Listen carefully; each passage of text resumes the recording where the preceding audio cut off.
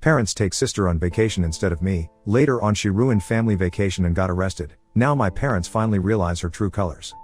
I, 23F, have a younger sister, Lisa, 18F, who I believe is the true incarnation of evil on earth. I have tried my best to convince my parents over the years to see the truth, but they never believed me, at least until now. For context, my parents and I have always had a somewhat strained relationship, mainly because of Lisa. My parents absolutely adore her because my mother had a miscarriage, and she lost the baby, which deeply affected her. Lisa, born a few years later, was regarded as their miracle child, a beacon of hope and joy that healed the pain of their previous loss. My parents showered her with affection and attention, turning her into the center of our family universe. Now, let me be clear, I loved my younger sister when we were children. It's just that I slowly started realizing that Lisa had an incredible talent for manipulation that none of my family members were able to grasp. She knew how to twist the story in her favor, and she was a master at playing the victim card. Once on my birthday, I got this amazing antique pocket watch from our grandparents. I was so happy with it as my grandmother told me that it was a family heirloom. But Lisa, well, she was clearly jealous and kept asking if I could share it with her. I said no because it was a gift for me on my birthday. She tried to persuade our parents, but since it was from our grandparents, they couldn't do much. That night, Lisa, who knew I was terrified of spiders, placed a house spider inside my pillowcase, ensuring I would discover it when I went to bed. I awoke to the horrifying sensation of a spider crawling over my skin and started screaming. My parents rushed to my room in concern. Lisa acted all surprised and caring, but later, she admitted to me with a creepy grin when we were alone, that she put the spider there to teach me a lesson. I was shocked by how casually she confessed, without any remorse. Another time, I remember when I had a crush on my classmate, Mark, and I finally had the courage to invite him over to watch a movie with me. I was feeling all giddy and excited and had carefully picked out a dress to impress him. But, as soon as Mark arrived at our house, Lisa deliberately spilled a glass of juice all over my dress and started laughing at me. I was mortified and had to change, all while trying to hide my embarrassment. As if that wasn't enough, Lisa started telling Mark embarrassing stories from my childhood, making me feel utterly humiliated.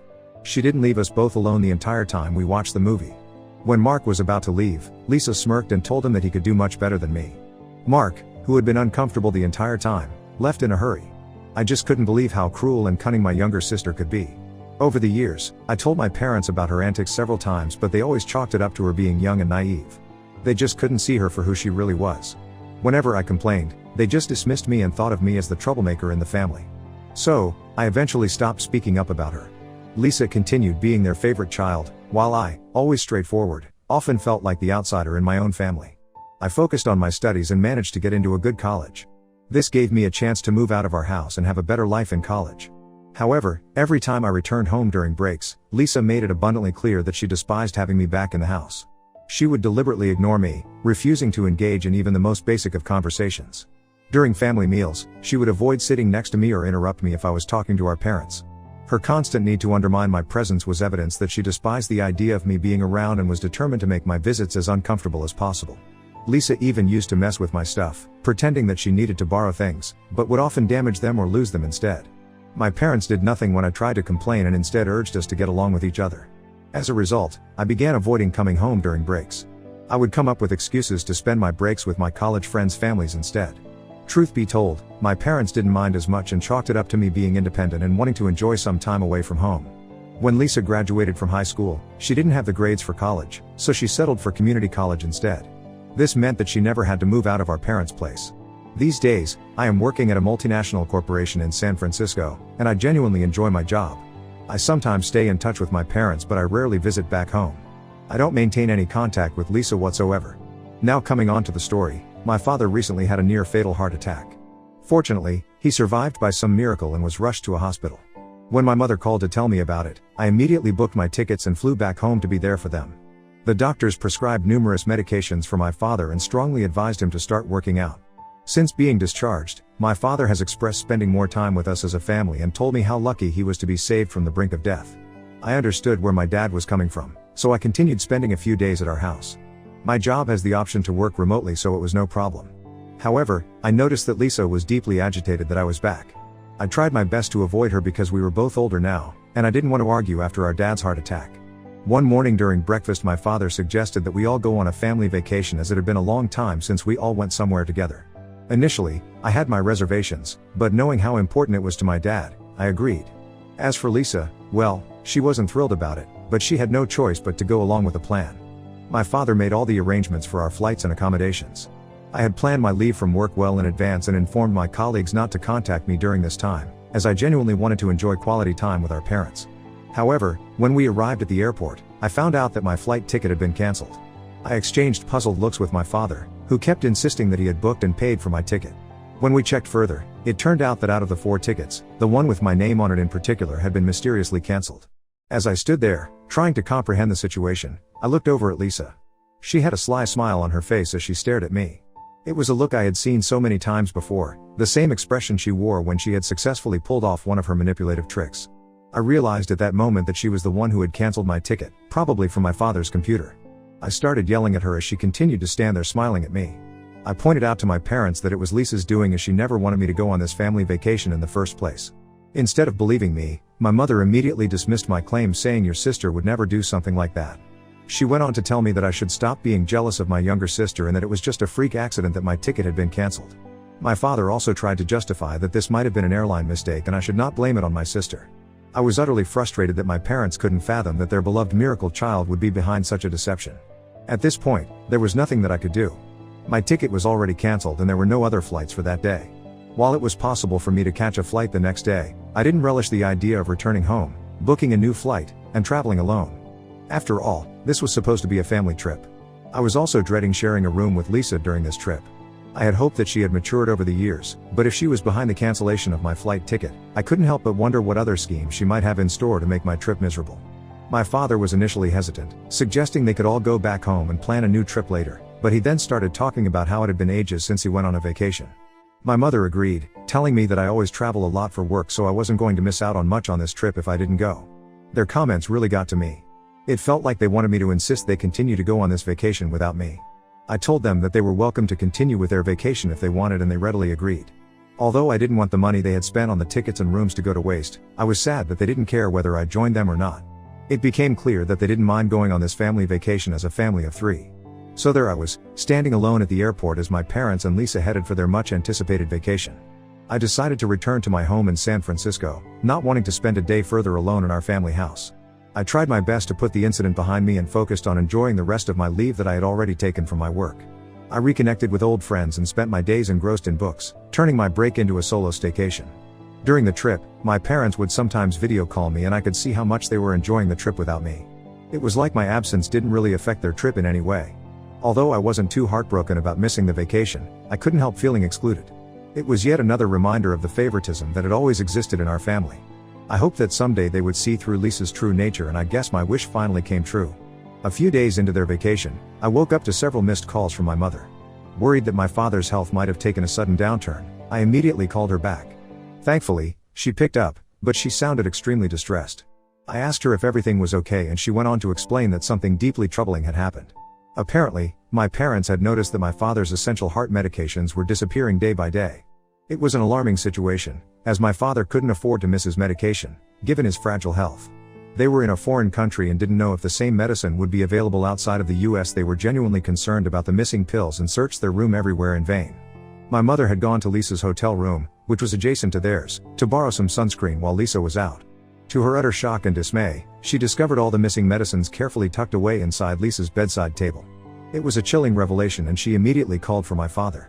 He rushed in and found all his medication that had gone missing the last few days. I guess this is when the truth dawned on them that their beloved daughter, the so-called miracle child, had been intentionally jeopardizing my father's health and putting him at great risk. My mother's voice quivered as she asked if they should confront Lisa about this. I asked her to not speak to Lisa about this until they were back home. They needed to gather their thoughts, emotions, and evidence to face Lisa with the undeniable truth. I knew that speaking to Lisa now would be futile, as she was a master manipulator and would likely concoct excuses to evade responsibility. However, something unexpected must have transpired that night and my parents must have confronted her about it. I received a late-night call from my father, his voice trembling as he informed me that Lisa was in jail. I was taken aback. He recounted that Lisa had a full-blown tantrum when they asked her about the medications, throwing objects and shouting insults. Her rage was targeted primarily at my father, accusing him of booking a ticket for me when he should have never allowed me on their family vacation. She told them that if they continued having a relationship with me, she would teach them a lesson that they would never forget. Lisa continued to lash out and the situation escalated rapidly until someone from the hotel called the authorities. When the officers arrived, she refused to calm down and insulted them, which led her to be taken into custody. Lisa would be released after 24 hours and there was nothing that my parents could do at the moment. Desperate to return home after Lisa's release, my parents had then tried to reschedule their flight. However, their plans were foiled when they discovered that their passports and wallets were missing. It turns out that Lisa had either discarded their passports or hidden them away, but for now, they were stranded in a foreign country with no passports or wallets. I guess this was the first time that my parents started to see my sister for who she really was. My mother, who had persistently defended Lisa for all these years, was now begging me to help as they didn't have any money or their documentation to fly out of there. She was overwhelmed, shocked, and distraught at the realization of her angelic daughter's true nature. I told them not to worry, and that I would send them money using Western Union, but they had to find their passports first so they could return back home. I was certain that Lisa hadn't discarded them. My parents were finally realizing that I had been the honest one all along about her antics and were grateful that I was helping them out despite them not taking me on this vacation. They apologized for their behavior. While part of me wishes I could forgive my parents, it's hard to shake the feeling that I've been deprived of their love for all these years due to their favoritism towards my sister. So, Ida for not forgiving my parents that they went on this vacation without me, and now that they get a taste of it they come back begging for my forgiveness? Update 1. Every day, my parents call me with updates, and I am growing increasingly anxious about their situation. You see, after Lisa was released from jail the next day, my parents threatened her to give them back their passports or they would call the authorities on her again. Faced with no other choice, Lisa eventually revealed where she had hidden their passports. Upon their return home, my parents confronted Lisa and made it clear that she needed to gather her belongings and leave. It had become abundantly clear that they had reached their breaking point, finally realizing the truth about their daughter's manipulative and harmful actions. She might jeopardize his health again by stealing his medicines. This started another screaming match between Lisa and my parents. During this confrontation, Lisa began to hurl accusations at my parents, expressing her anger and resentment. She told my parents that she didn't want to share them with anyone else and claimed that she had been pushed to the brink when they invited me for the trip. She kept insisting that my parents should disown me, emphasizing that she was more than enough for both of them. It was at this moment that my parents must have realized the depths of her jealousy and the extent to which she resented my place in our family. While they tried to placate her, she kept yelling accusations at them, and in a fit of desperation and anger, she claimed that she would go around telling everybody that they had neglected her when she was a child and mistreated her during her formative years. She was basically going to accuse them of parental negligence. Lisa then threatened to go to the police and make false statements against our parents if they continued to ask her to move out. This genuinely scared my parents as these fabricated allegations would put them in a difficult position, particularly since they are well-respected doctors in our community. The mere thought of their reputation being ruined by false accusations has since left them feeling trapped and anxious. In the past few days, Lisa has continued to make our parents' lives more and more difficult. When she found out that they were talking to me regularly nowadays, she got really mad and started breaking dishes in anger. What's worse, she keeps stealing their car keys and hiding them, which makes it hard for them to go to work every day. Just tonight, my mother called me in tears after another bad incident during dinner. Lisa had a big tantrum and yelled at them because she wanted my mother to cook for her. When she refused because she was tired from work, Lisa went on a rampage and started breaking furniture around the house. Then she went to her room and turned up the music really loud, which prevented our parents from getting a good night's sleep. The situation keeps getting worse, and it's taking a toll on my parents emotionally and mentally. I am increasingly concerned about what might happen next. While I had hoped my parents would see Lisa's true nature, I now worry that she could pose a real threat to them. I can't even return home at the moment because it might trigger her further and lead to more explosive confrontations. I'm doing my best to persuade my parents to consult with a lawyer so we can find a permanent solution to this ongoing crisis. The legal route seems like the best way to protect my parents and restore peace to our family. Update 2. Lisa has been arrested. As many of you predicted, with Lisa's increasing antics, this was bound to happen. One night, she came at our parents with a knife during a big fight. This terrified my parents and they were forced to call the police. The officers swiftly took her into custody, placing her under arrest on charges of assault. With Lisa in custody, our parents decided it was time to pursue a more permanent solution. They consulted with an attorney who advised them on the legal process for evicting her from their home. They filed a formal eviction notice that said she had to leave. They knew it wasn't easy, but it was necessary to make things safer. Our parents didn't want to continue pressing any charges on her as they just wanted her to move out. They bailed her out of jail and handed her a formal notice telling her she had to move out. It had all the legal stuff explaining why she had to go and when she needed to leave.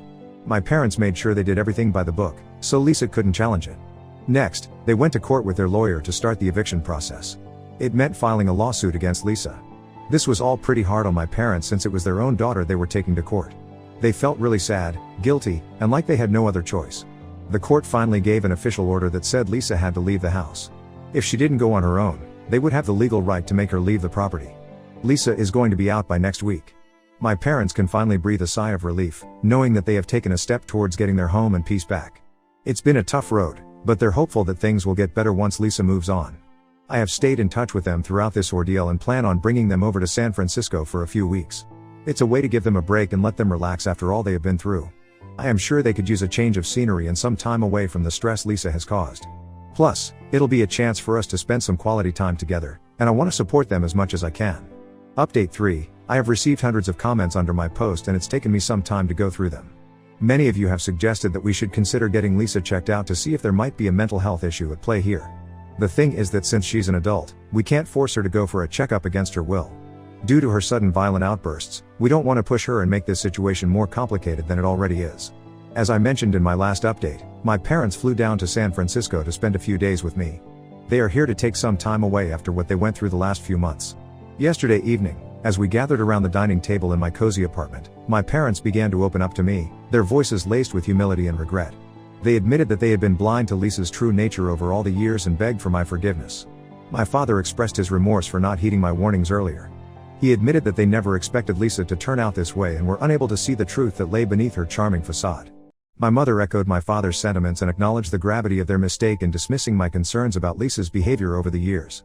Her voice trembled as she voiced the pain of realizing how they had failed me by favoring her. I let them know that I appreciated them taking the first step in seeking my forgiveness. I shared several painful memories of the years of torment I endured due to Lisa's actions. My parents listened, utterly shocked and dismayed, at the extent of what I had endured on my own. They acknowledged the pain I had gone through and expressed regret over the isolation I felt in my own family. My parents recounted how their favoritism towards Lisa had clouded their judgment because they never had expected to get pregnant with her and always considered her to be their miracle baby. With sincerity in their voices, they begged for my forgiveness for all those years. It was a bittersweet moment for me, as I had always wanted their acknowledgement. While it may not have been the ideal way to mend our relationship, it was a turning point that brought some much-needed honesty and clarity to our family dynamic. We were, for the first time in years, truly acknowledging the issues that had plagued our family. I told them that it would take me some time to trust them again and we all agreed to work through this together. For now, I plan to make the most of the time I have with my family while they are here with me for the next few days. Update 4, as the days passed, my parents and I spent more time together, exploring the vibrant streets of San Francisco, enjoying leisurely meals, and simply relishing each other's company. It has been quite a journey to reconnect with each other by rebuilding the bonds that had been frayed by years of favoritism and denial. I came to understand that their decision to seek solace with me was not just about physical distance from Lisa, but a desire to rebuild the family they had almost lost. They needed a fresh start, and so did I. My parents and I have since discussed what to do with Lisa. She is currently staying at one of her friends' homes. We can't simply abandon her, despite the turmoil she has caused in our lives. As parents, my mom and dad feel a profound sense of responsibility towards their daughter, even if her actions have been unforgivable. We have come to terms with the fact that her behavior might not be just willful mischief but might be indicative of deeper issues. We plan to explore the possibility of a mental health evaluation to better understand her condition. However, since Lisa is an adult, we can't force her into such an assessment and plan to find a way to encourage her to seek help voluntarily. My parents plan on reaching out to Lisa once they are back home to see if she is open to a discussion. I don't want to contact her because she still holds a strong grudge against me, and I'm trying not to worsen the situation for the sake of her mental health. Considering the past incidents of aggression and violence, I have encouraged my parents to meet her at a public place so that she would be forced to control her emotions. Our primary goal is for Lisa to grasp our perspective and, most importantly, recognize the deep love and concern we hold for her. It's not about assigning blame, but rather about coming together as a family to address the issues that have strained our relationships.